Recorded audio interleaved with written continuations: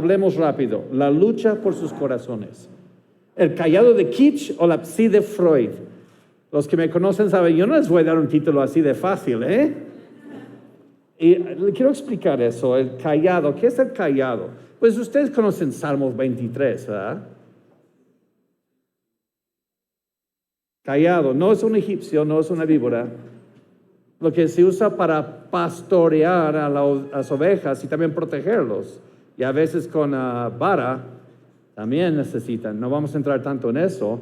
En otras palabras, la lucha por los corazones del hijo es el hacerlo pastoralmente o con terapia. O la psi, que es la letra mayúscula aquí en griego, que es el icono de psicología, ¿no? Entonces, ¿necesitamos terapia psicológica o necesitan ser pastoreados? ¿Por qué no escribí eso? No sé, estaba tratando de ser creativo, pero no me fue muy bien. Pero Kitsch, ¿por qué digo Kitsch? Kitsch es uno de los pastores bautistas, perdón, mis hermanos que no son bautistas, pero es pastor bautista, uno de los menos conocidos, pero más impacto ha dado en la iglesia. Si solo pudiesen leer sobre su vida, es increíble. Ahora, él pastoreó la iglesia, que luego fue pastoreado por 52 años por John Gill y también por C.H. Spurgeon. Solo se llamaba Horsley Down, luego como Main Street, luego Spurgeon Metropolitan Tabernacle. Y él escribió, es conocido entre muchas cosas por su catecismo para niños. Primera vez que lo escribió, le pusieron en, ¿cómo se llaman los stocks? Sí, donde le ponen en la cabeza y las manos y le aventaban cosas, le quemaron todos, pero él fue arminiano para entonces, así que qué bueno que los quemaron. Luego se casó con una mujer reformada y él vio el error de sus caminos. Eso es un chiste. No, los arminianos de aquí no se preocupen, somos hermanos de Cristo. Tienes que tener un buen sentido de humor, eres un arminiano. No sé qué. Okay. Y entonces, para entonces, acuérdense que están saliendo de los puritanismos. El puritano, la teología puritana es increíble, pero los puritanos mal entendían el principio regulativo. Los puritanos no permitían cantar en la iglesia. De hecho, una persona cantaba y todos se quedaban callados y solo eran salmos. Hay iglesias presbiterianas ortodoxas hoy que solo cantan salmos, pero ni creían en el cantar congregacional. La congregación se quedaba callada. Y él luchó 4 años pastoralmente a llevar a su iglesia a cantar himnos. Eso duró. Pero también, entonces, él, de poder cantar el canto congregacional, él es gran héroe. Pero lo que muchos no saben es su teología de los niños. Y de eso lo quiero hablar hoy. Lo que él dijo acerca de la salvación de los niños, o vamos a escuchar lo que él dice, y realmente es lo que él dice sobre la Biblia, o lo que dijo Freud. Primero, él enseñaba que somos hechos de imagen y semejanza de Dios. Y hay tanto que podemos decir ahí, pero imagínense una moneda. Vas al Oxxo y ese billete, esa moneda no tiene el valor de los gansitos que vas a comprar. Pero está representando, tiene una imagen ahí que está diciendo, yo respaldo esta moneda o billete que en el tesorería mexicana hay algo que lo respalda y sabemos que no, por inflación.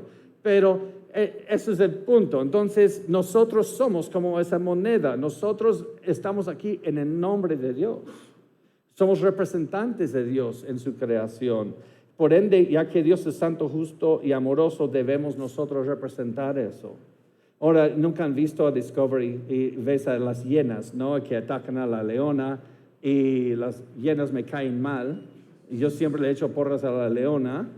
Pero cuando eso pasa, para robar su presa, no es tanto un escándalo porque los animales no son imago Dei, no representan a Dios. Ellos son creación de Dios, por eso no es tanto un escándalo. Pero si lo mismo pasara con humanos es un escándalo. Si los hombres van aquí al mercado y matan y violan a una mujer y se toman su mandado cuando sale de Walmart, no vamos a decir, pásame las palomitas, porque eso debe estar en Discovery. No, es escandaloso porque somos representantes de Dios.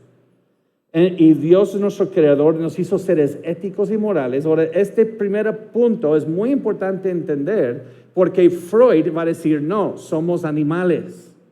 Y la terapia es para modificar comportamiento exterior. Y como los animales tienen el deseo de pasar sus genes a la siguiente generación, el propósito de la vida humana es el sexo. Punto.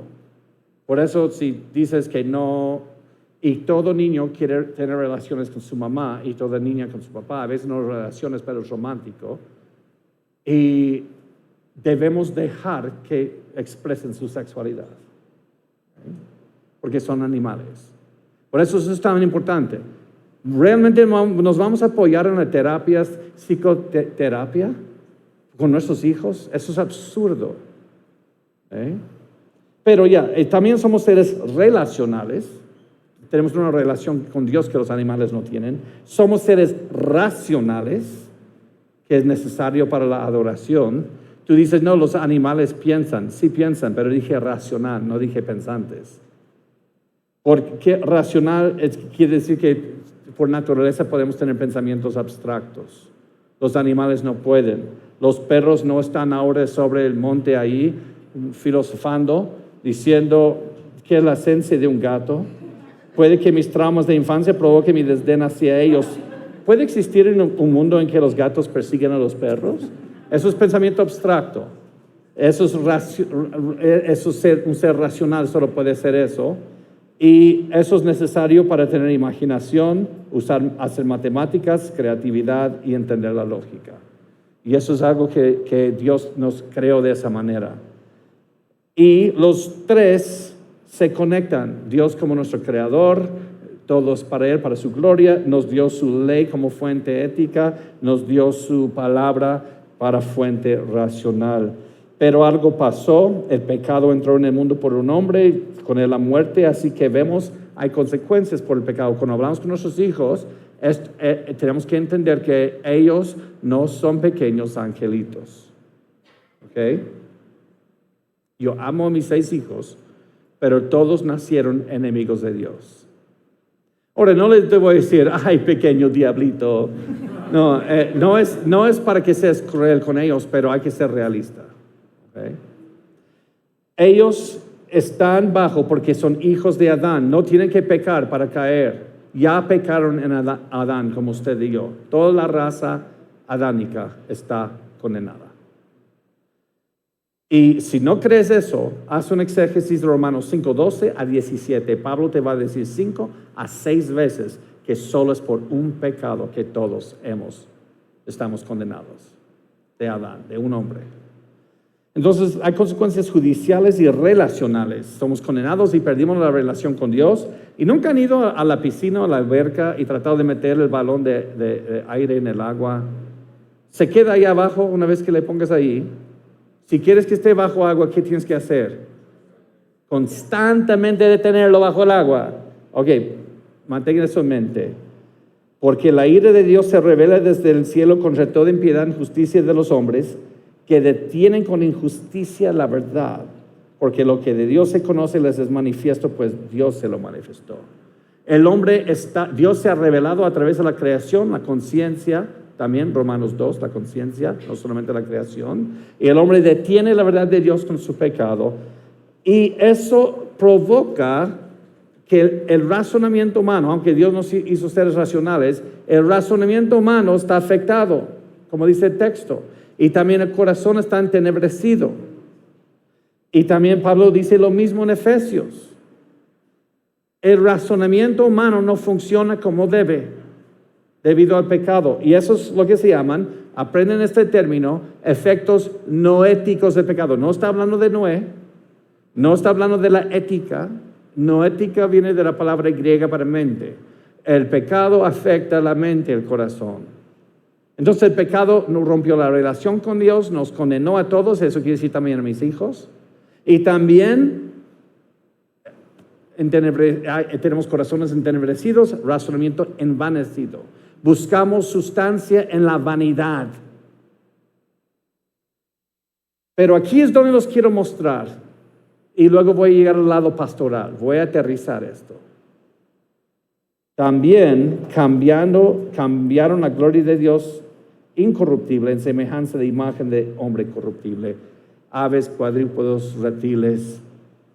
Los efectos doxológicos del pecado afectan la adoración. Por eso hay idolatría en el mundo.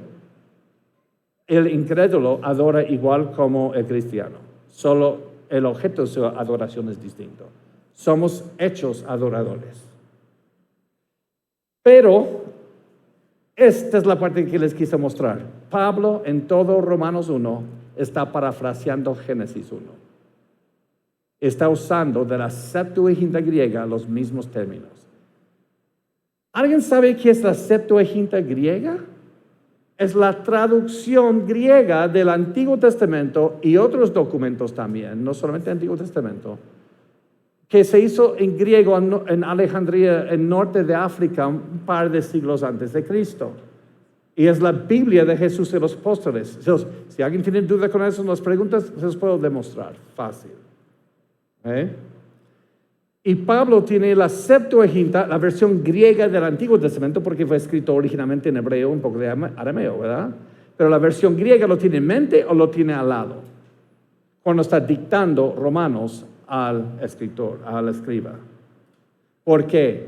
Porque está citando todo Génesis 1 en todo Romanos 1. Noten esto. Profesando ser sabios, se hicieron necios.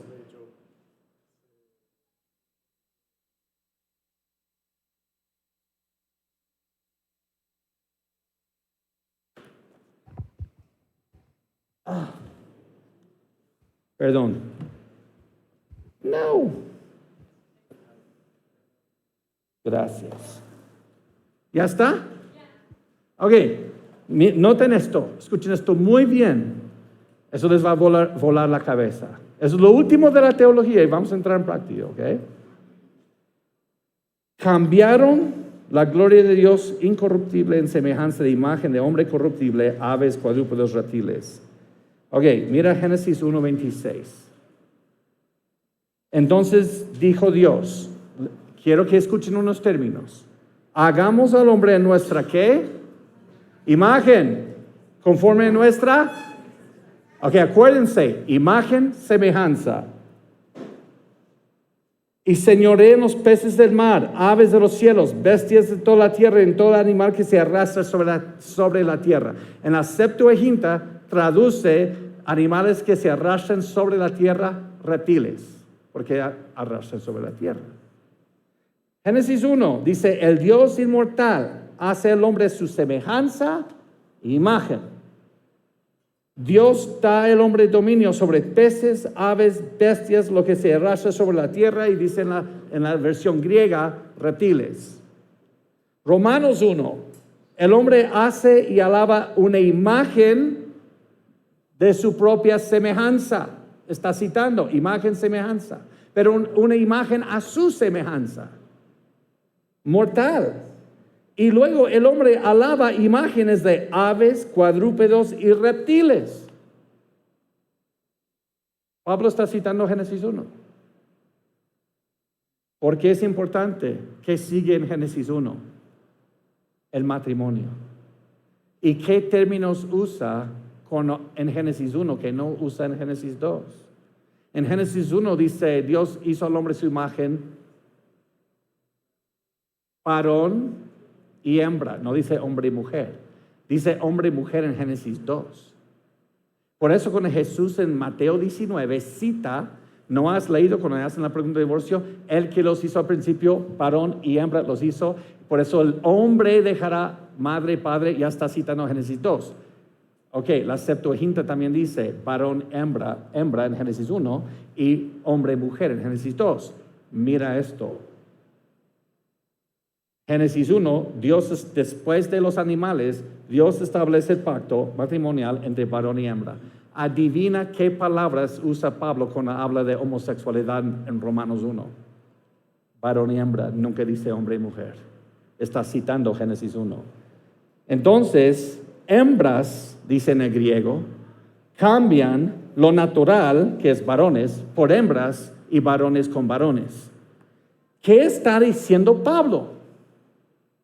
Donde abunda el pecado en una sociedad, vas a ver intentos de deconstruir la creación, el orden de la creación. ¿Qué vemos hoy? Feminismo, ideología de género, LGBTQ, el aborto.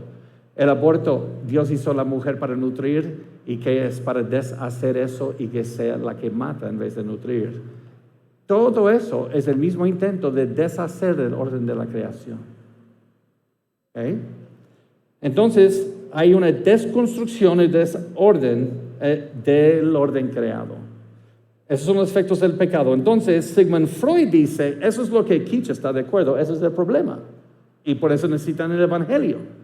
Freud dice, no, hemos evolucionado. Freud es post Charles Darwin. Darwin escribió 1859-1872. Y entonces él dice, no, somos evolucionados, somos animales. No representamos a Dios. Los animales no son creación de Dios. Se encuentran ambos en este árbol. Entonces, ¿cuál es el propósito de la vida humana? ¿Es reflejar a Dios? No. Es para vivir sus deseos libidinales, en lo que hoy llamamos sexo. El propósito de la vida es sexo. Entonces, él dice, hay 3 niveles de la conciencia. Nuestro id es la mente inconsciente que tiene que ver con tus deseos y impulsos, el lado sexual de lo que desea. Luego el ego, que es la mente consciente, y esto es moldeado por la sociedad, el diablito y el angelito, esto está bien, esto está mal. Eso te lo impusieron las autoridades, tus padres, la iglesia, la sociedad. Entonces se forma el superego, que es parte del ego, que intenta suprimir tus deseos sexuales e intenta conformar tu persona, tu id, a las normas de la sociedad, a lo que ellos dicen es que es el bien y el mal. Tu verdadero yo es el verde id, y esto no es tu verdadero yo, por eso no puedes hacer que se estén reconciliados. Sientes frustración, vergüenza, culpabilidad, por eso vas a la iglesia. Porque te impusieron una ética tus padres por su autoridad. Dice Carl Trueman en su libro El origen y triunfo del ego moderno, antes de Freud, escuchen esto, el sexo fue una actividad de procreación o de recreación, hablando del mundo. Después de Freud, el sexo define quiénes somos, como individuos, como sociedades y como especie. Por eso alguien no, dice la Biblia, hombres que se acuestan con hombres, eso es un acto que hace un ser humano. Hoy, alguien es gay, es su identidad, eso es de Freud. Entonces, ¿qué es el pecado si no solamente tu superego luchando con tu verdadero yo? Entonces no necesitas salvación, necesitas quitar la autoridad que te impone esa ética para que puedas vivir tus deseos sexuales desde la edad más temprana. Entonces hay que quitar la autoridad con una ética de antiautoridad, por eso debemos destruir la familia. Simone de Beauvoir usó esto para decir, la familia no debe existir. ¿Okay? Entonces, luchando por los corazones, usando terapias de psicología, tenemos que entender sus fundamentos. ¿Creen que el niño nace inocente? Les acabo de decir que no, el niño nace en enemistad con Dios. Que toda maldad es sistémica, es del sistema, no es al individuo.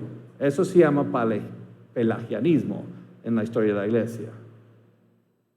No debemos reprimir los deseos sexuales del niño. La única manera de librar la sexualidad es desafiar a toda autoridad para no imponer su ética represiva. Por eso están en contra del patriarcado. Porque es la autoridad más inmediata que le impone una ética de bien y mal a un niño. Pero es la ley de Dios, no es el papá quien decide el bien y el mal. Pero eso es una rebeldía contra Dios. Benjamin Keach ¿Se acuerdan las consecuencias judiciales relacionales, los efectos no éticos del pecado, efectos doxológicos y necesitan redención del orden creado en Cristo? Esos son los puntos que les di anteriormente. Tenemos que enseñar eso a nuestros hijos. Es totalmente opuesto. Por eso termino con eso. Así que creo que fueron 18 a 20 minutos. Termino con esto. Mis hermanos, especialmente hay una que otra mamá que les voy a caer mal. No es mi intención. Pero yo voy a rendir cuentas al Señor, no la opinión popular. Los niños no son inocentes. Y todos mis 6 hijos pueden ir al lago de fuego y voy a decir Dios es bueno y Dios está justo y bueno en mandarlos al lago de fuego. Todos. Y los seguiré alabando.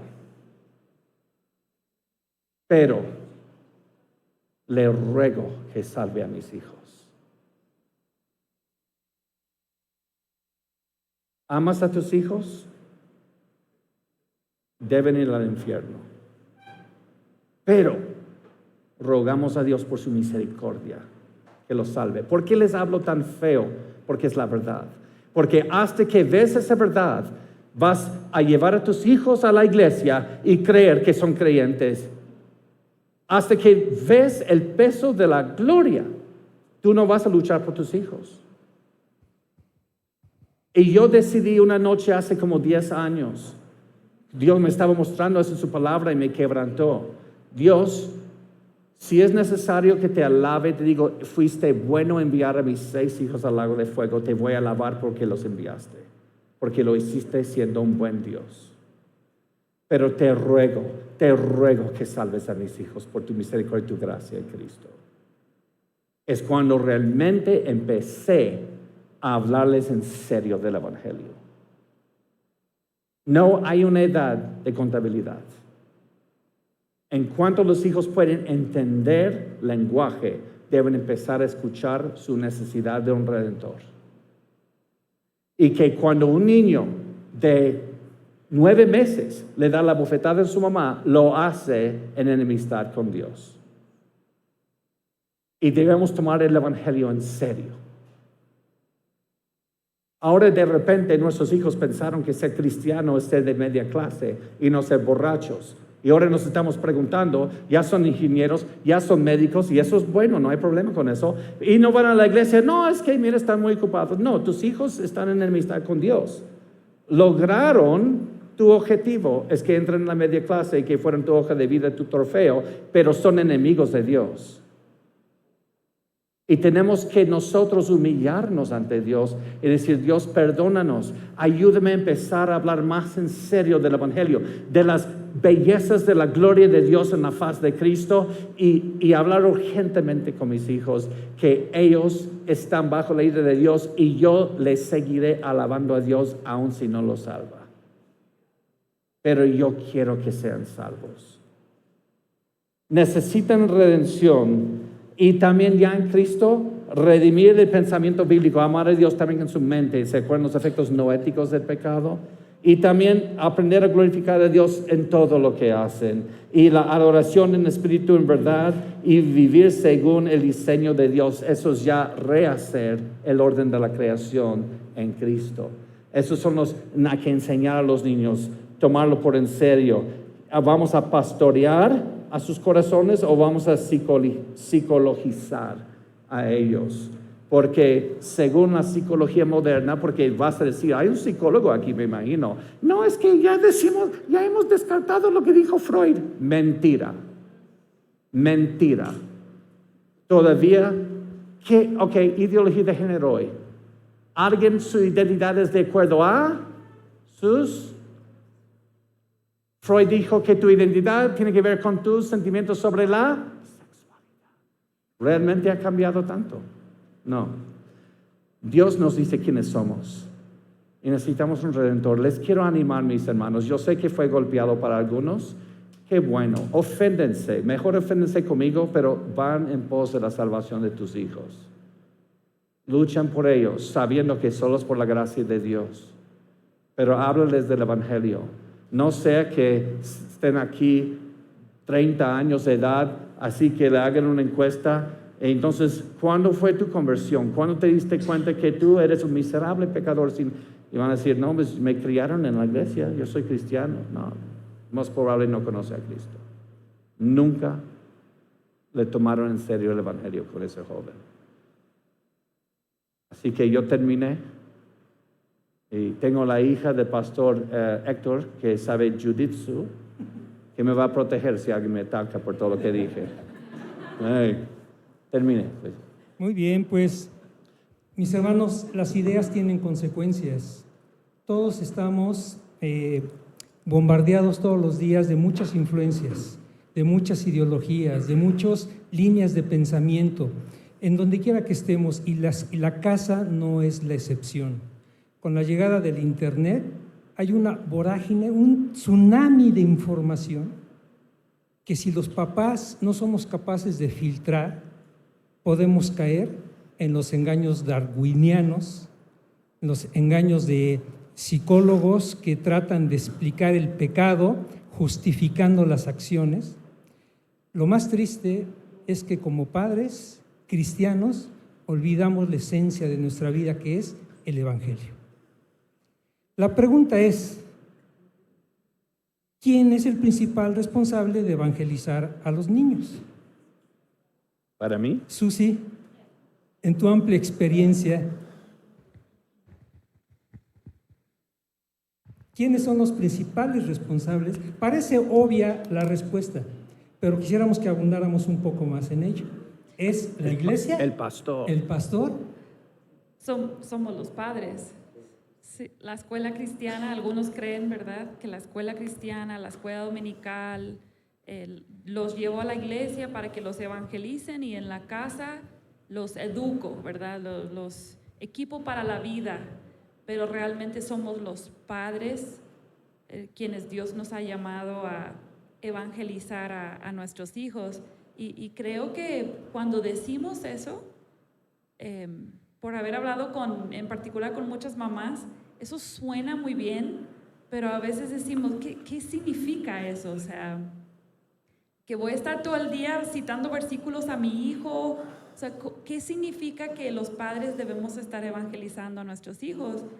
Y yo creo que si podemos recordar algo que como mamá a mí me ayudó, recordar las respuestas, los elementos esenciales del Evangelio y las respuestas hacia Dios que Él pide. Entonces tenemos obviamente el Evangelio, ¿verdad? El pecado del que hablaba yo, la muerte, o sea, la vida, la muerte, la resurrección y ascensión de Cristo, y las respuestas que nosotros tenemos que dar son arrepentimiento y fe. Arrepentimiento y fe. Entonces, en la vida diaria, en el hogar, yo debo llamar a mis hijos al arrepentimiento y debo llamar a mis hijos a la fe. Y eso se ve diferente todo el día, o sea, dependiendo de cuál es su conducta o qué tema estamos hablando y dónde andamos, pero siempre hay oportunidades de señalar pecado y llamar al arrepentimiento, y hay oportunidades de crecer su fe y llamarles a responder en fe. No sé, eso sería parte de eso. Ok, normalmente las mujeres, las mamás, que tienen más cercanía por la crianza directa o el más tiempo que tienen con los niños, consciente o inconscientemente los varones delegamos esa responsabilidad en las esposas. Mateo, ¿es correcto eso? El padre es el responsable principal de enseñar a sus hijos la palabra de Dios. O sea, el primer maestro de la palabra de Dios en la familia es el papá. Y eso el varón, sí. O sea, lo sabemos porque en Efesios capítulo 6, Dios le dice a los padres que deben de criar a sus hijos en disciplina y amonestación del Señor. Y en español, la palabra padres puede significar padre y madre. O sea, involucra a los dos. En griego a veces eso puede ser así, pero normalmente la palabra griega pateres habla de o antepasados en un sentido general o de los varones. Hay una palabra en griego que se encuentra en las Escrituras, que es la palabra goneus, que esa palabra describe a papá y mamá. Pero en la Biblia, normalmente en el Nuevo Testamento, cuando usa la palabra padres, la palabra griega pateres, está hablando a los hombres.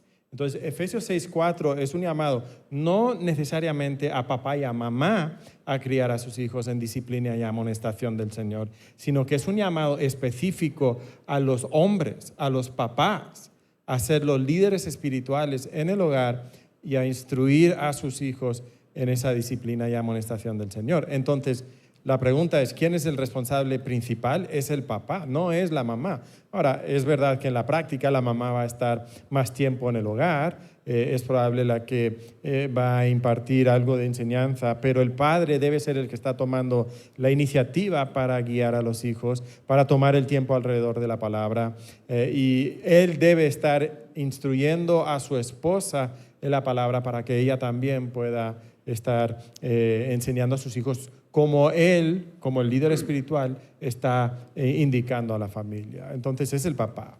Ok, nos hablaba un poco Joe acerca de los puritanos, y los puritanos tenían muy clara esa tarea. De hecho, la gran mayoría de los libros tienen que ver con la asignación de Dios al Padre para darle instrucción. ¿Qué ha pasado, Joe, Mateo, de que los varones hemos descuidado ese llamado? Muchas cosas. Es difícil ponerlo en una y depende en qué cultura, de a cuál cultura se refiere. Entonces, generalmente hablando, en la historia de la iglesia, no a una cultura en específico. De lo que hablamos puedes ver desde Lutero y ahora los puritanos en cuanto a la crianza, y por lo que parece hay un enorme cambio en la historia de la iglesia. Pues, ¿qué es lo que separa nosotros y ellos? La Ilustración europea y la Revolución Industrial, donde ahora es materialismo, entonces el trabajo del padre es proveer y sacarlos adelante, que muchas veces es sacarlos para abajo, porque sacar adelante es seguir el juego en la vanidad materialista, no es en provisión muchas veces. Y desde la revolución industrial, ahora hay tantas horas de trabajo y es difícil, pero eso no quiere decir que eso es pretexto, porque la iglesia no está enseñando a los padres cómo hacerlo. Ahora, eso es en general. Algo difícil es que no es lineal la historia de la iglesia. Tenemos una herencia en los puritanos, en la Reforma Protestante y antes, pero somos de otra cultura. En nuestra cultura nunca ha habido realmente eso. Liderazgo espiritual en cuanto cristocéntrico en la familia. Mira, en la misa, sí, yo conozco una señora, casi dije quién, pero se me olvida que estamos en vivo, que va a tomar la hostia a veces 6, creo, hasta 7 días por semana. Y junta a la familia para el rosario, y los hombres son los que tienes que arrastrarlos para que vayan y hagan algo. Entonces, ¿cuándo en una cultura, no historia de la iglesia, pero en nuestra historia, cuándo es que el hombre dirigía a su familia a los pies de Cristo? Pero nosotros no somos tradicionalistas, ni somos existencialistas. Nosotros entendemos la soberanía de Dios y es hora de empezar hoy. Y no tienes que ser un profesional. Les quiero recomendar un libro de John Piper que se llama Hermanos, no somos profesionales. Dios no está esperando que se levanten profesionales aquí. Solo con lo que tengas, pide ayuda, empieza a hablarles de Cristo. Y si me permiten una recomendación, cuando hablas de tus hijos de su pecado identifícate con su pecado. Habla de tu lucha y habla de la gracia de Cristo que basta para ti y es disponible para ellos también. Y otra cosa, empieza a ver a personas que son dignos de imitar. Y es lo último que voy a decir sobre esto. Y dos personas ahora se van a poner avergonzados, así que voy a mirar para acá. Yo no vengo de una familia como los Bixby. Mi mamá se fue cuando yo era adolescente. Yo estoy solo desde los 16, 17 años. Mi esposo no viene de una familia donde el papá lee la Biblia, les instruye. Yo conocí a Cristo cuando tenía 24 años. No tenía ningún mentor por años. Yo no sabía. Entonces yo empecé a ver a personas. Y aún ya cumplí 20 años en Cristo, gracias a Dios. Y yo cuando conocí a los Bixby, yo vi todos sus apuntes que tienen que cada vez, después de cada prédica, hace un estudio con sus hijos sobre la prédica. Y tienen así como un libro. Dije, públicalo. Aún no lo hacen, ayúdame. Porque ¿cuántos de nosotros no?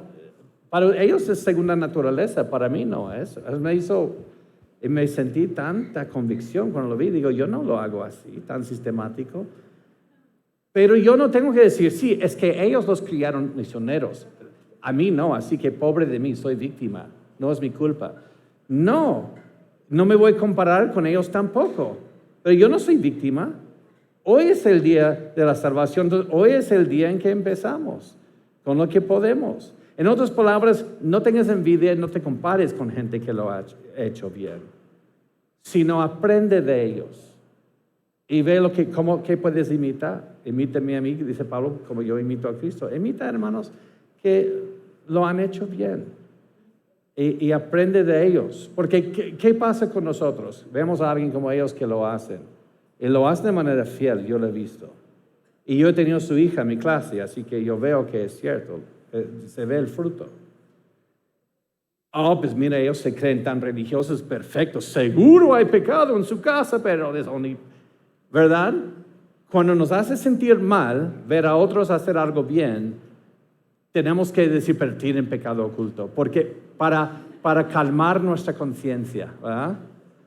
No seamos así. Acércate a gente así. Dime, ¿qué puedo hacer para empezar? Así, no te compares, aprende de ellos. Muy bien. ¿Querías comentar algo, Mata? Solo iba a comentar que la pérdida de liderazgo varonil siempre ha existido. Lo vemos desde Génesis capítulo 3, donde nos dice, en español dice que cuando la serpiente viene con la mujer, que ella come, y en la Reina Valera, por ejemplo, dice que dio también a su marido, el cual comió así como ella.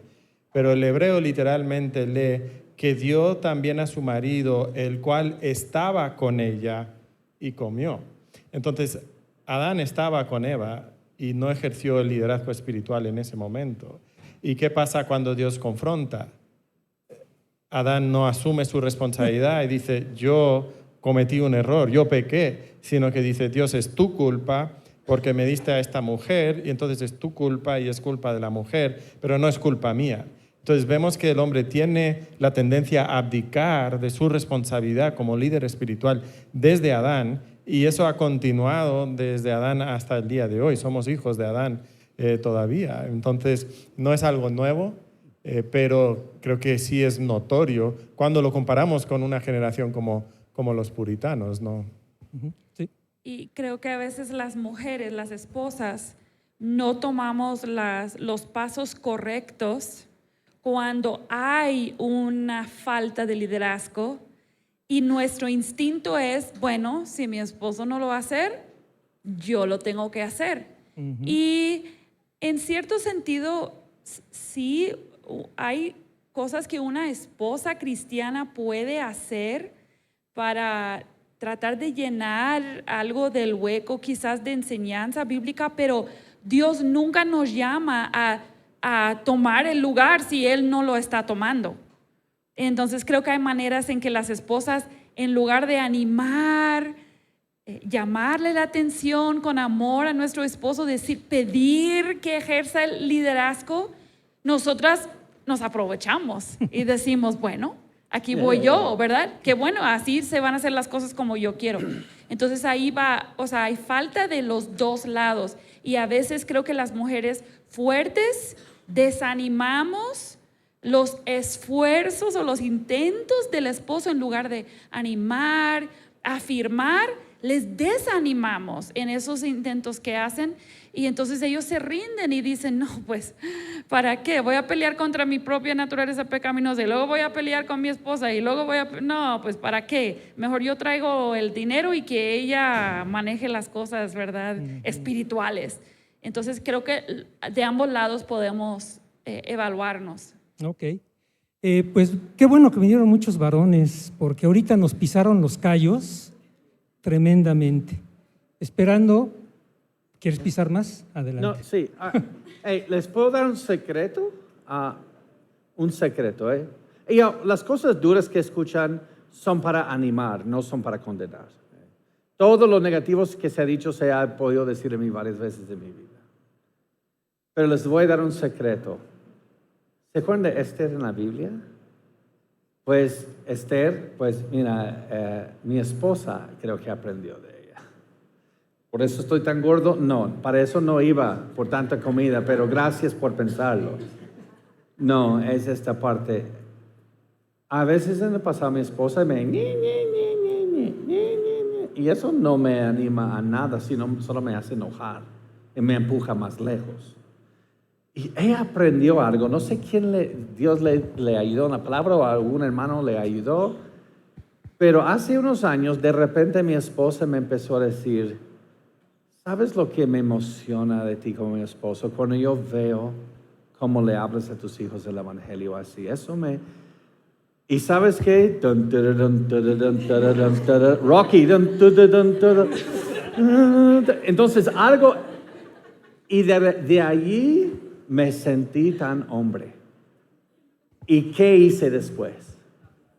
Pues ya les estaba hablando del evangelio, pero ahora con más intención, porque ella fue una ayuda idónea. Ella me animó en ese rol en vez de... Entonces, usen la inteligencia. Ustedes saben, mujeres, ese es el secreto del hombre. Si tú le dices, doy gracias a Dios porque veo esto en ti, es como prender una dinamita. Él va a explotar y va a querer hacerlo mejor.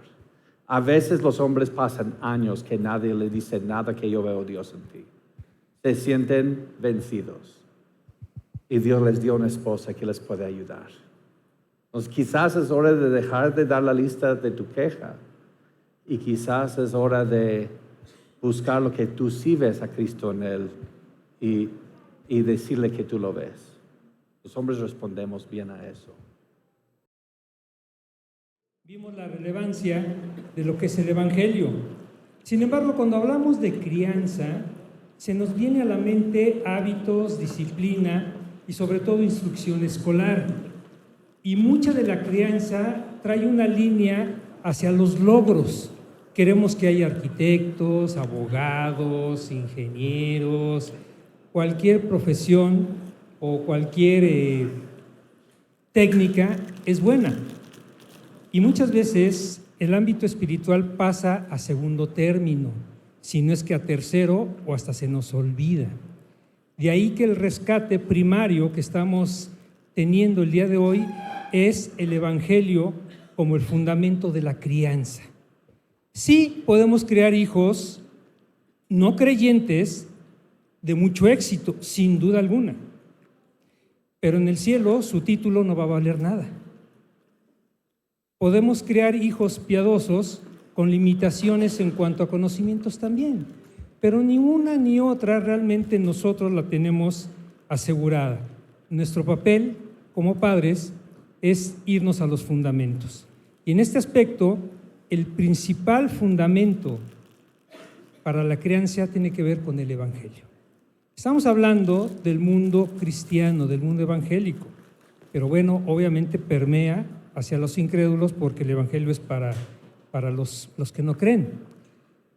Los niños, los adolescentes, los adultos, De acuerdo a la disertación que nos dio Joe, que casi nos llevó al tercer cielo de lo elevado que es, ¿cómo lo puedo yo aterrizar para evangelizar a un niño? A un niño le tengo que hablar de Sigmund Freud, le tengo que hablar de Darwin, que nos redujo a animales. ¿Cómo lo puede hacer una mamá, un papá, para evangelizar a un niño? En las diferentes etapas, infancia, adolescencia. En la adultez tenemos un poco más de posibilidades de extendernos, pero en la niñez y en la adolescencia, ¿será un evangelio diferente o será una forma diferente de dar el?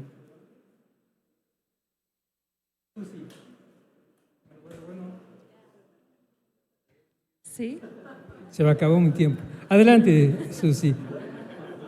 La pregunta es, ¿cómo evangelizar a un niño o a un joven para que entienda lo que realmente es el evangelio? Empezamos con la idea de los niños pequeños, quizás. Creo que un padre o una madre que quiere evangelizar constantemente a sus hijos, primero tiene que estudiar y entender el evangelio por su cuenta, ¿verdad? Y entonces creo que constantemente como padres tenemos que estar creciendo en nuestra comprensión del evangelio. Justo estábamos viendo atrás en los libros que trajo Evi, el libro Transformados en su imagen, que estamos llevando en la serie actual de Crianza Reverente, y la estamos llevando precisamente porque es el evangelio pero desplegado, es el evangelio explicado profundamente. Entonces ese tipo de aprendizaje es lo que los padres tenemos que estar teniendo constantemente. Pero cuando pensamos en un niño pequeño y decimos, quiero que mi hijo entienda el evangelio desde pequeño, creo que tenemos que recordar como esas bases de quién es mi hijo, por qué existe mi hijo. Mi hijo nace enemigo de Dios, pero creado a la imagen de Dios, originalmente con el propósito de glorificarle y pasar la eternidad con Él. Entonces tengo como esa tensión, ¿no? Quiero que mi hijo conozca a Dios, pero él es pecador. Entonces eso va a controlar, eso va a dirigir cómo yo trato cuando él desobedece. Estoy hablando de muy pequeño. Incluso cuando el lenguaje todavía no, quizás no sé cuánto me entiende, pero ¿quién es él? Él necesita crecer entendiendo quién es. Es un pecador creado por Dios y Dios quiere salvarlo. Y mientras va creciendo, le hablo de Cristo, de Jesús que no tuvo pecado. Yo sí tengo pecado, yo peco. Jesús no pecó y por eso, siendo el Hijo de Dios, los niños pequeños entienden el concepto de hijo. Es el Hijo de Dios, es Dios, murió. Los niños pequeños entienden la muerte, ven a animales muertos, pierden quizás a algún abuelito, o sea, pueden empezar a entender el concepto de la muerte. Vamos explicando estos conceptos, queremos que se entiendan a sí mismos. Que no queremos que piensen que son niños buenos que van al cielo porque Dios los ama. Dios los ama, pero no van al cielo solamente porque son niños buenos. O sea, queremos que entiendan estos conceptos de quiénes son ellos, quién fue Cristo, quién es Cristo y qué hizo y para qué estamos viviendo. Entonces, con niños muy pequeños también podemos postergar placer. Podemos enseñar paciencia y perseverancia. No todo lo bueno tiene que suceder ahora. A veces trabajamos y pasamos algo duro porque hay algo en el futuro que es mejor. Todos esos conceptos que un niño pequeño puede ir aprendiendo le va a preparar para entender el evangelio. Esta vida es dura porque hay pecado, pero nosotros tenemos una esperanza futura. Todos esos conceptos, por eso tenemos que entender el evangelio nosotros, ¿verdad? Y entonces dejar que todas esas ideas permeen nuestras conversaciones con nuestros hijos pequeños. Y ya pues que van creciendo, no sé si tú quieres hablar más de los niños más grandes o... Yo... Ok, es que no quiero hablar demasiado. O sea, esto como un proceso. A veces creo que los padres pensamos, bueno, niño pequeño muy diferente a niño grande. Sí, pero no. Sí, pero no. Entonces, un niño pequeño va creciendo y simplemente repetimos muchas veces lo mismo, ¿verdad? Quizá lo decimos de una manera un poco más complejo mientras van creciendo. Y algo muy importante del evangelio, a veces nosotros usamos el término predicarles el evangelio, pero realmente día a día lo que nuestros hijos no necesitan son sermones en casa. O sea, no necesitan que les estemos, ya te dije que eres pecador, ¿ves? Dios dice que eres pecador, así, sermón, lo que pensamos como sermón, como predicar. Lo que necesitan nuestros hijos es papá o mamá que conversa con ellos, que hace preguntas. Entonces el niño hace algo o dice algo que obviamente no está bien, le hacemos una pregunta. ¿Por qué dices eso? ¿Qué estabas pensando cuando le pegaste a tu hermana? ¿Entiendes lo que está pasando dentro de ti? Es tu pecado. Tienes algo que se revela contra Dios en tu corazón. Estos ya son niños de edad de primaria. Pueden comprender muchos conceptos cruciales para el evangelio. Pueden crecer en su comprensión de por qué existen. Los niños pequeños, eso como que es algo un poco alto para ellos, ¿verdad? Ellos solo existen para el siguiente juguete y el siguiente dulce, ¿verdad? Pero mientras van creciendo podemos ayudarles a entender, tú no existes solamente para ir a la escuela o para vivir en esta casa, o sea, tú existes, tú eres un ser que va a vivir para siempre en un lugar, con Dios o sin Dios. Y estos son conceptos que poco a poco van creciendo y pueden entender. Y yo aconsejaría a los padres a siempre estar alertas a oportunidades. El niño está viendo algo afuera en la creación, oportunidad para hablar de Dios, pero también hablar de la gracia, el amor, a pesar de nuestro pecado. Dios nos deja vivir en un mundo hermoso, esa es la gracia. Pero la mayor gracia de Dios, ¿dónde la vemos? En la cruz y la tumba vacía, ¿verdad? Estas son como oportunidades, no todas son tan así fáciles, ¿verdad? Pero también oportunidades para que sientan el peso de su pecado. El pecado es algo horrendo, aun cuando lo hace un niño de 4 años, sigue siendo algo horrible.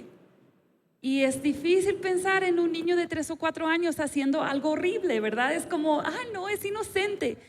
Bueno, no está consciente de todo lo que hace, es verdad, pero no es inocente.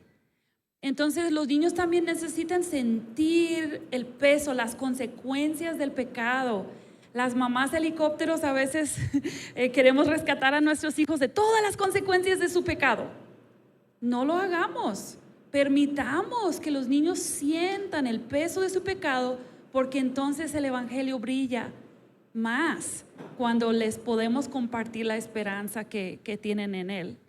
Y luego, pues, adolescentes, ¿tienes más sabiduría que agregar?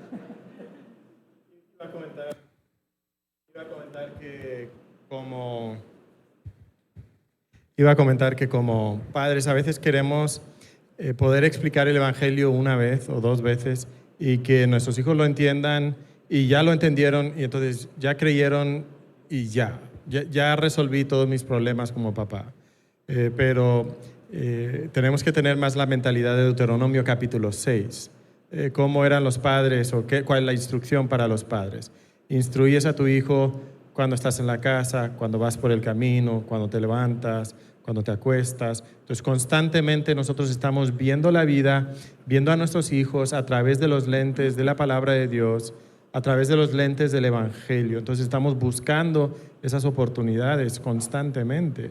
Y como padres sabios vamos a entender la comprensión que ellos tienen, porque va a variar incluso no solo por edad, sino por niño. Algunos niños van a tener una comprensión más profunda, otros van a batallar un poquito más. pero si constantemente tenemos esos lentes del Evangelio para ver la vida, ver nuestros hijos, ver su comportamiento a la luz de la palabra de Dios y entonces dirigir esas conversaciones de acuerdo a los principios del Evangelio, eso va a continuar toda la vida. Sea que nuestros hijos son pequeños, que sean un poquito más grandes, que sean salvos, porque eso es lo que queremos nosotros, ¿no? Que sean salvos. Bueno, creo que hay un momento donde pasamos de muerte a vida, somos salvos, pero a veces no sabemos cuándo es eso en la vida de nuestros hijos. Entonces, el proceso sigue igual, aún después de que ellos hacen algún tipo de profesión de salvación, seguimos predicándoles el Evangelio, seguimos dándoles esa perspectiva del Evangelio de acuerdo a la etapa en la que están. Y por supuesto, cuando más grandes son, mayor profundidad podemos tener en nuestras conversaciones con ellos. Y creo que conforme van creciendo, más intencionales tenemos que ser. Quizás para invitarlos al café y sentarnos, oye, vamos a platicar de una manera más profunda.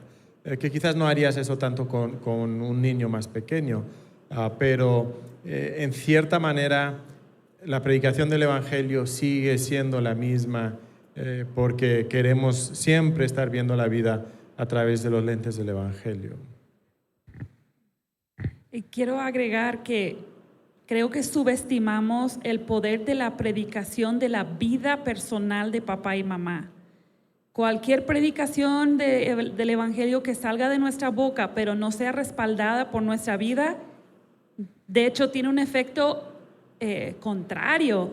Y por ejemplo, yo pienso en mi niñez y en el testimonio de mi papá, y creo que una de las cosas que más a mí me predicó el Evangelio real fue que mi papá era muy pronto para pedir perdón. El arrepentimiento verdadero lo vi en la vida de mi papá. A veces cosas sencillas. Mi hijo, perdóname, te hablé muy fuerte y eso fue un pecado. Quiero pedirte que me perdones. Ya le pedí a Dios que me perdonara. O sea, eso es vivir el arrepentimiento. Mi papá ya era salvo, obviamente, pero él estaba viviendo un verdadero arrepentimiento. Entonces, nuestras vidas tienen que respaldar lo que queremos predicarles. Tienen que haber fe en Dios. Sucede algo difícil y ven una respuesta de fe en sus padres. Entonces, eso les dice a los niños, este Dios vale la pena creer en Él. Él es confiable. Aun cuando nosotros no vemos la solución, Dios es confiable. Eso es una predicación muy poderosa también. De hecho, también les recomendamos este libro, se llama La crianza de hijos piadosos en un envío. Parte del testimonio de Ken Steve es la vida de su papá. Cómo su papá modeló el Evangelio y ellos entendieron el Evangelio y quisieron vivir de acuerdo al modelo que era su papá. Ellos le llaman dejando un legado duradero, haciendo referencia a su papá. Y realmente eso es muy importante. Podemos predicar, pero como los fariseos, hagan, ¿verdad? Pero no sean. Y el Señor primero ha dicho sean y después hagan. Entonces, en ese sentido, creo que uno de los puntos relevantes que tenemos el día de hoy es que la base de la crianza es el Evangelio. El Evangelio a través de la enseñanza de papá, de mamá y la vivencia del Evangelio todos los días de los padres. ¿Por qué? Porque es el apoyo para que ellos puedan ver que el Evangelio es real, que no son solo palabras. Todo lo contrario, precisamente aleja a los niños del Evangelio. ¿Quieres comentar algo, Joe? No, solo un comentario. ¿Se acuerdan de lo que les estuve hablando de Benjamin Keach, el pastor de Inglaterra? Sus hijos, uno se llamaba Elijah. Elijah Keach fue a las colonias, los Estados Unidos hoy. Y su papá, siendo tan popular, fue conocido allá también. Entonces la gente decía, pues que venga a predicar su hijo en nuestra iglesia, un joven adulto. Y su hijo tomaba los transcritos de su papá, de sus prédicas, y predicaba en iglesia, recibiendo honorarios. Su hijo no era creyente. Y en medio de una de las prédicas que su hijo está leyendo de su papá un domingo, su hijo es quebrantado por el Evangelio en el púlpito y conoce a Cristo. Y llegó a ser uno de los líderes en la iglesia más fuertes de las colonias de los Estados Unidos y también ayudó en la estructura gubernamental de los Estados Unidos. Ahora, la salvación es del Señor. Pero lo que hace el Señor nunca es justificación para flojera de mi parte. El Señor lleva a cabo su voluntad a través de la iglesia, no a pesar de ella. Entonces, Benjamin Keach no pudo salvar a su hijo con el catecismo desde su niñez, pero el hijo tenía el evangelio que predicaba su papá toda su vida enfrente de él, y él terminó diciendo: estoy haciendo buena vida aquí con las ofrendas de las iglesias por el nombre de mi papá. Y en medio de eso, enfrente de todos, se quebranta, conoce a Cristo y lo confiesa a todos. Apenas conocía a Cristo. Entonces, los padres no pueden garantizar, pero tú puedes ver el fruto de su papá y su mamá allí. Y luego el Señor actúa en su buen tiempo. Entonces, papás no pueden salvar a sus hijos, pero lo que sí pueden hacer es obedientes. Lo que puedo hacer es obediente y hablarles del evangelio. Y acuérdense, no es que ya no les hablo del evangelio porque cuando tuvo Juanito 8 años hizo una oración. Mis hermanos, el evangelio no es para solo los incrédulos, es para nosotros. De hecho, si no te estás predicando el evangelio de una manera u otra todos los días, que Dios te ayude. Necesitamos recordarnos quiénes somos en Cristo. ¿Quién es mi nuevo rey? ¿A cuál reino pertenezco? ¿Y por qué pertenezco a este reino? Y así que predícales el evangelio hasta que el día que el Señor te lleve a gloria. Pero mi hijo ya es pastor y director en seminario y predica, síguele predicando el evangelio.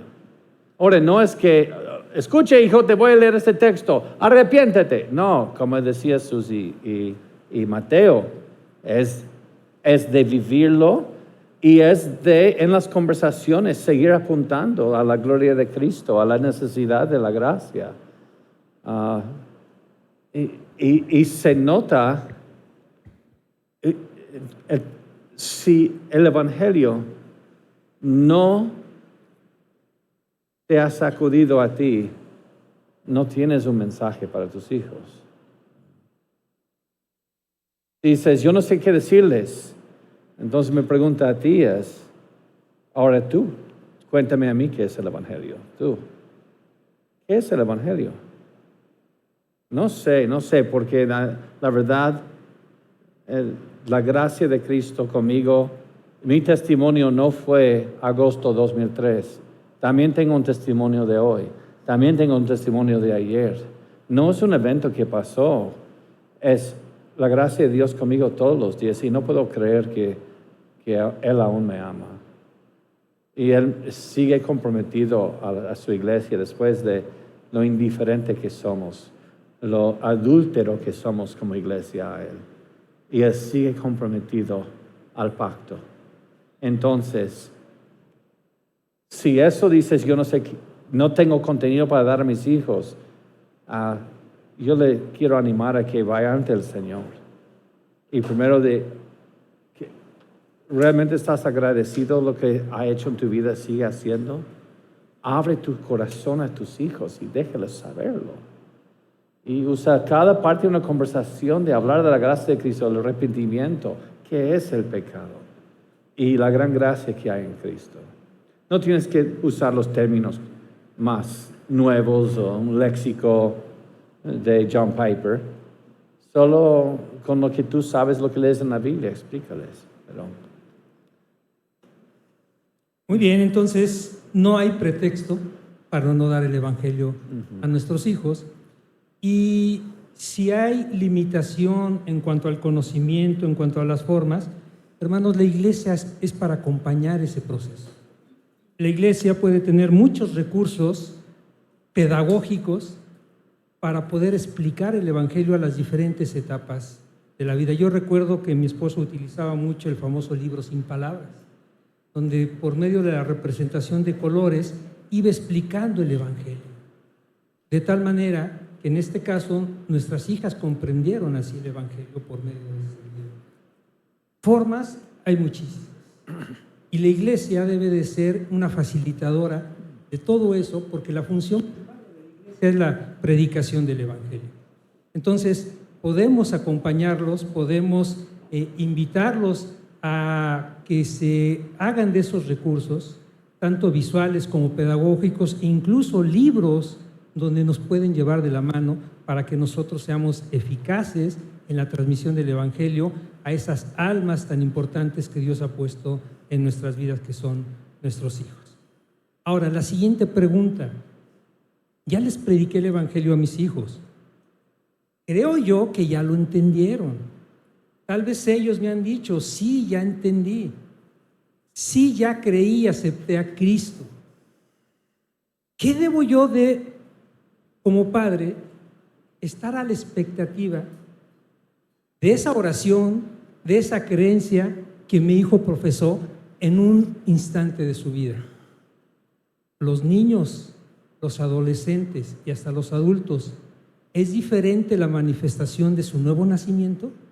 ¿Cómo puedo yo identificar que verdaderamente nació de nuevo mi hijo?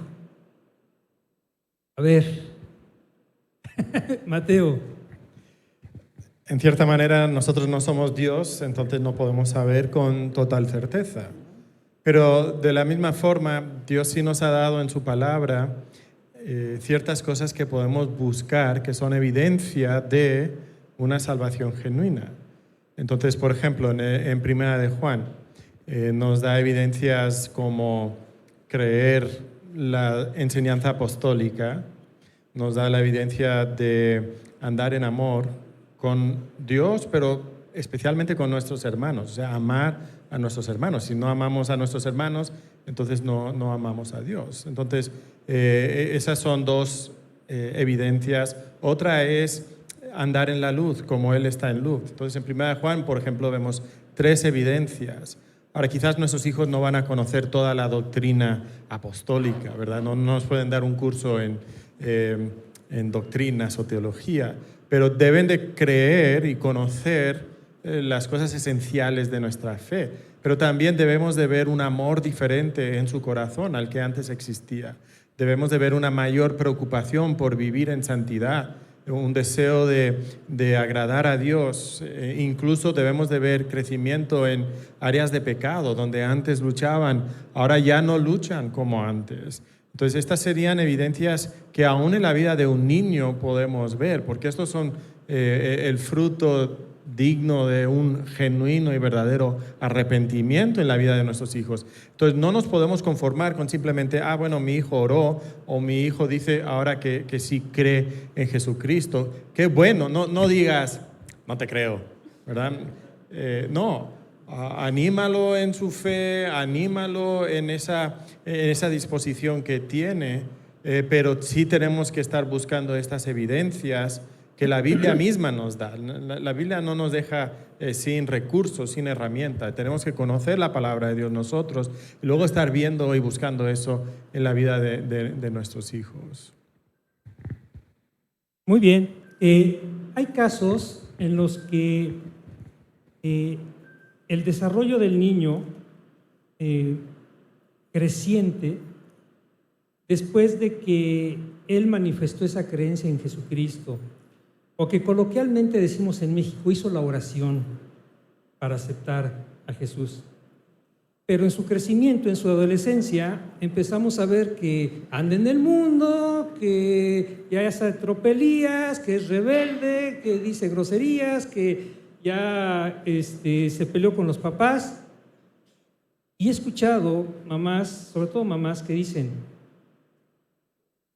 pero yo sé que el Señor lo va a traer de vuelta. Él hizo una decisión de chiquito, pero yo creo que anda rebelde, pero Dios lo va a traer.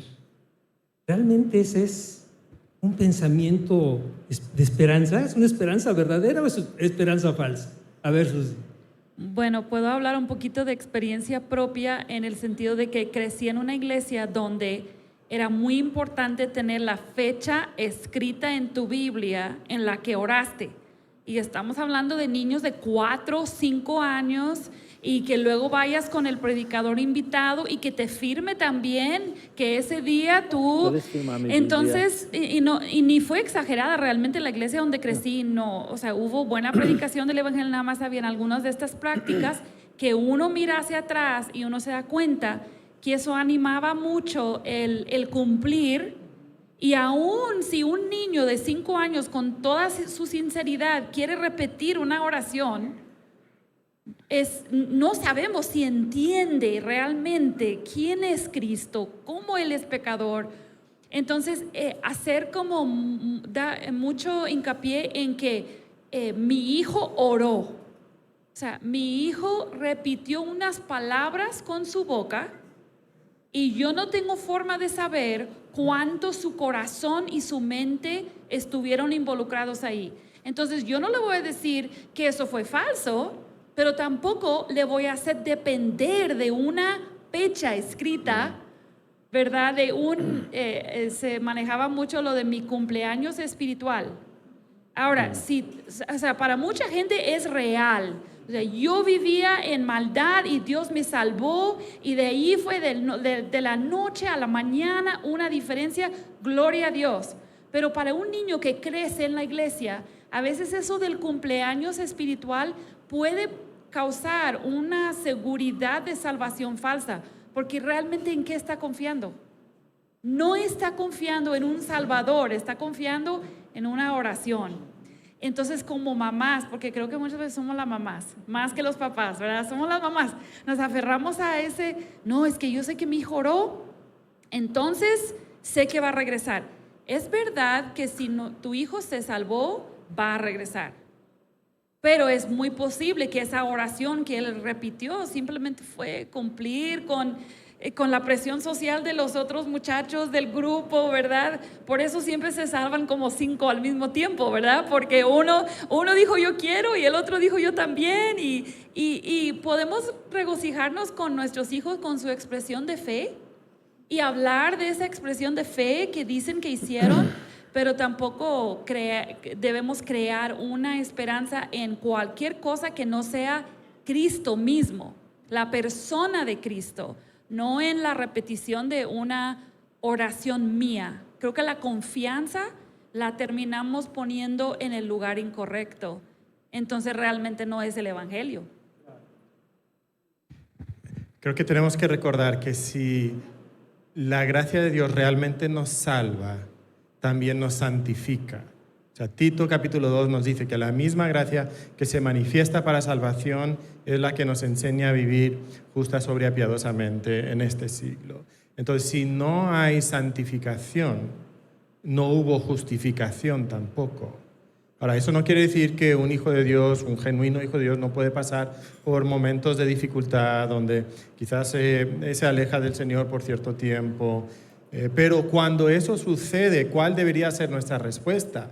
No decir, pues yo ya sé que eres salvo, entonces no pasa nada. No, debería ser... Yo he tenido estas conversaciones con mis hijos. A veces acercarme con ellos y decir, mira, yo sé que tú dices que eres hijo de Dios, pero yo estoy viendo algunas prácticas, algunas actitudes en tu vida que realmente no deberían de caracterizar a un hijo de Dios. Y si tú eres genuinamente hijo de Dios, tú no deberías de tener eso en tu vida. Y cuando vemos a alguien así, que se ha alejado y que está en el mundo, como padres, nuestra actitud debería de ser de preocupación, de acercarnos con él y decirle, tú no estás viviendo como un genuino hijo de Dios. Entonces ahora mismo tú no tienes ninguna base real para decir que tú eres salvo. O sea, ahora mismo nosotros tendríamos que decir, hijo, o sea, te amo mucho, pero yo tengo que decir que yo creo que quizás tú vas a ir al infierno y yo no quiero eso para ti.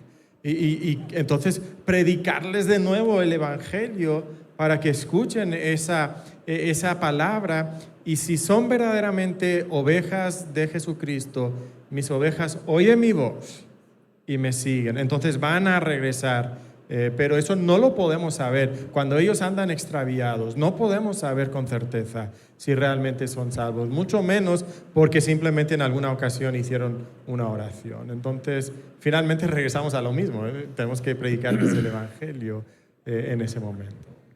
Ok, entonces, parte del autoengaño lo tenemos nosotros, en un sentido de que por esa oración, por ese momento puntual en el que el niño manifestó su fe en Cristo, pues navegamos en el sentido de que es ahí, ¿no? Y esto es una enseñanza para todos nosotros, porque cuando no perseveramos nosotros como padres en predicarles el Evangelio en todas las edades, podemos caer en esa falsa confianza, en ese autoengaño de pensar que sí, pues algún día, aunque anden en el mundo, ellos son salvos.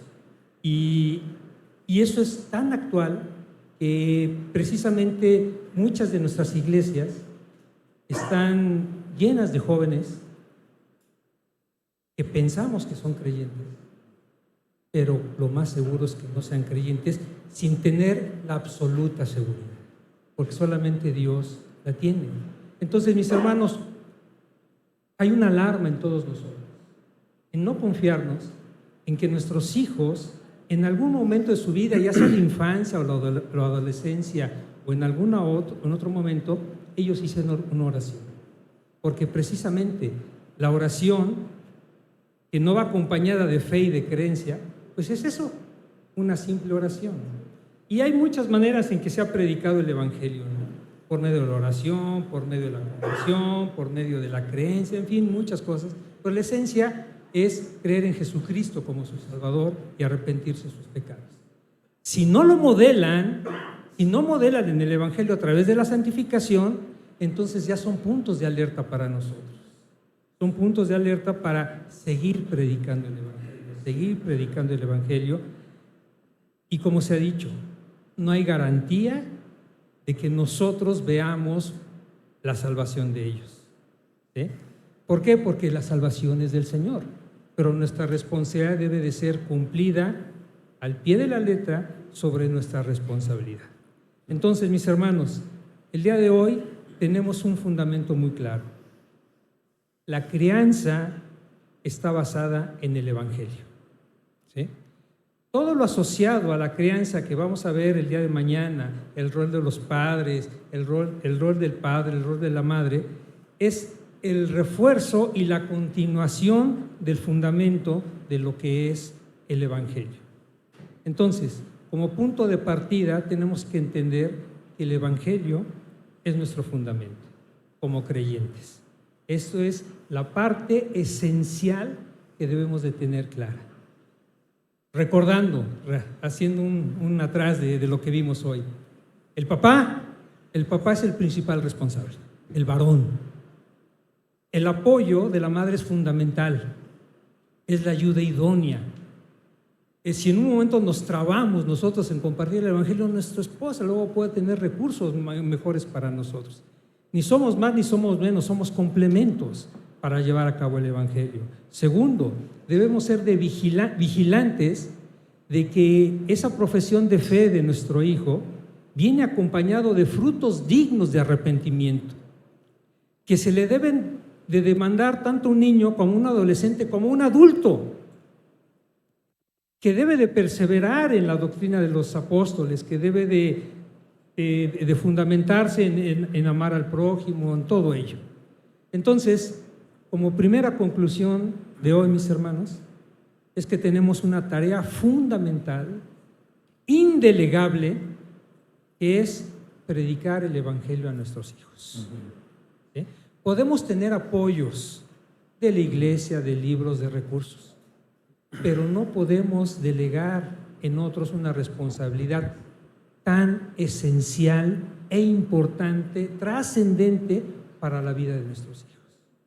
Sí, yo sé que es la conclusión, perdón. Yo les quería solo animar con esto. No tiren la toalla con sus hijos. Sígueles predicando, sigan orando por ellos. Yo llegué a la 1 de la mañana hoy de Dallas y luego dormí 3 horas y vine acá. Y vengo de un viaje extraordinario. Y al final del viaje pasé con mi hermana menor. Ella ha vivido una vida en rebeldía como ni puedo explicar y no dijera en público aquí. No hablamos por 6 años. Hace 2 años empezamos a hablar otra vez. Y yo voy de donde soy y hablamos. Y hace unos meses ella supo que estuvo, me invitó a comer con mi hijo Manuel y llegó con un cuaderno lleno de preguntas sobre la Biblia. Es muy inteligente, así que me abrumó un poco. Entonces le empecé a responder sus preguntas. Y esta semana estuve con ella en Kentucky, de hecho, y ella me llevó a uno de mis lugares favoritos, fue esta semana. Y tuvo otro cuaderno con todo con distintos colores. Leyó todo el Nuevo Testamento buscando contradicciones. Y me tuvo una lista de contradicciones ahí. Y estaba llore. Esto es falso. Yo quiero creer, pero no puedo creer, es falso. Le empecé a responder a cada uno. Dije, no, ¿sabes qué? De aquí no voy hasta que amanece Cristo en su corazón. De aquí ya no voy. Y pasamos en lloradas, gritos, lágrimas, y Cristo amaneció en su corazón. Y esto fue hace como 4 días. Y ahora, no le estuviera hablando de predestinación o no, pero ella lo está leyendo, así que disculpen por lo que dijo. Esto me mandó anteayer cuando venía manejando a Dallas. Ahora leí Mateo hasta Hechos y luego Hebreos a Apocalipsis. Ahora estoy en Romanos a Filemón. Y luego voy a ir al principio a leer el Antiguo Testamento. Se está volviendo cada vez más fácil y no me está poniendo en tanto pánico ya. Ahora creo que soy elegida. Y sí parece que fuimos elegidos por Dios, porque así se refieren todos los libros hasta aquí. Solo quiero que sepas. Aquí, ahora me está enseñando teología. Ahora, no es el propósito hoy de entrar en predestinación y todo eso. Pero esa es la mujer que yo no quería que ni hablara con mis hijos por 6 años. Ha vivido de una manera de lo más terrible. Y ahora Cristo amaneció en su corazón. Y todos los días me escribe de los textos, preguntas. Así que tengo 20 años orando por ella. Dios no te debe a ti. Ok, Dios, voy a orar 2 años por mis hijos. Y si no es salvo, entonces Dios, perdiste tu oportunidad, ya no voy a orar. Así, a ver cómo te va, Dios, sin mis oraciones. Ore a Dios. Dios, yo vengo de ese viaje diciendo, ¿sabes qué, Dios? Gracias, yo soy un estúpido, perdón. Porque yo ya dije, Dios no la puede salvar a ella. Y ahora ella me está debatiendo cosas teológicas, así que Dios me está callando la boca nuevamente. Dios puede salvar, pero cuando Él los salva, Él va a recibir toda la gloria. Tú no tendrás nada que jactar. Así que deja de tener tan poca fe en Dios y acuérdate, el Dios que dijo, sea las estrellas también, con el poder de su palabra, creó a 200 mil millones de estrellas en la Vía Láctea y miles de millones de galaxias y miles de millones de estrellas, y dice la Escritura, hoy también hizo las estrellas. Así que confía en Él, clama a Él por tus hijos y no le des a Él una fecha de caducidad en tus oraciones. Ora hasta que te lleve a gloria, si necesario. Muy bien, bonito testimonio de parte de Joe. Hermanos, ya pusimos el fundamento. Probablemente en casa tengamos hijos que al predicarles, pues tuvieron la oportunidad de entenderlo, Dios les dio el discernimiento y se han convertido a Cristo. Pero tal vez hay hijos que no. ¿Qué vamos a hacer con ambos en cuanto a la disciplina y el discipulado? Será diferente tratar a un hijo creyente y a un hijo no creyente en nuestra crianza, ¿cómo debemos de ejercer la disciplina en cada uno de nuestros hijos? ¿Es la misma disciplina para todos? ¿O va a variar si es hombre, si es mujer?